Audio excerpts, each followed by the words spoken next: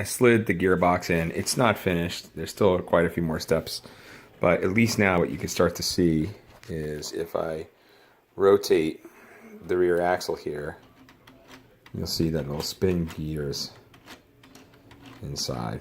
And then what I was mentioning before with those sliders, we twist the slider, we can engage other gears. So if I do that, now that whole shaft will spin. Well, let's try some of the other ones. I haven't played with these yet. So let's try and leave it like that and see what happens. I'm still on this other side. There's a few more gears, and then I'll be able to twist the other side. Those are probably higher range gears. Anyway, once those two shafts slid into the back, the gearbox just fell right down into this cradle. It's not clipped down yet. This is what it looks like. Just so you know, right now we're on step 117. Actually, one of my favorite numbers. 117, I don't know why.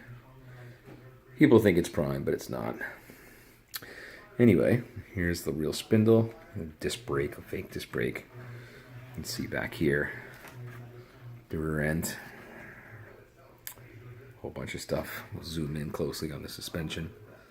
There it is. We can see it compress. Pretty neat. If you look in there, you can see a universal joint in there. So if I twist the cradle, you'll see that rotate. The universal joint is there so that we can change the angle of the input shaft, or they'll call it the drive shaft, out to the wheel. Pretty neat.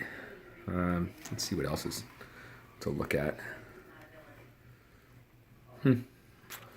Here's a cool view of those, a cool perspective view of those sliders. And back here, you can see how that big gray gear here connected to this is the little pinion shaft that goes back to the differential back there. So that's all connected. So when I rotate this, you can see that rotate. It's really pretty elaborate. One thing, I'm looking forward to having those gearbox together, and I'll play with it for a while. When I built my Porsche GT3RS LEGO Technic set, it has a similar gearbox design. The sad part, of course, is when you put that all together, the gearbox ends up being covered. And so there's a few panels that you could leave out maybe, and then you'd be able to see more of this. Might collect dust over time, but it would still be much neater to look at than to hide it. So we'll see what happens as we build this kit. You know, this probably will get covered up. That'll be unfortunate. Let's take a look at the bottom. You'll notice already I can't see the bottom of the gearbox really anymore because those two black panels can see into the bottom of the differential. So that should remain exposed once it's all finished. But in here you can just see a little bit of the gears, but there was a lot of stuff going on behind this black panel and that black panel that we can't see anymore. A little sad. All right. Anyway, thanks for watching. There'll be more videos to come, and then also, like I said, I'll have a link to all the pictures as I've been progressing along. Take care.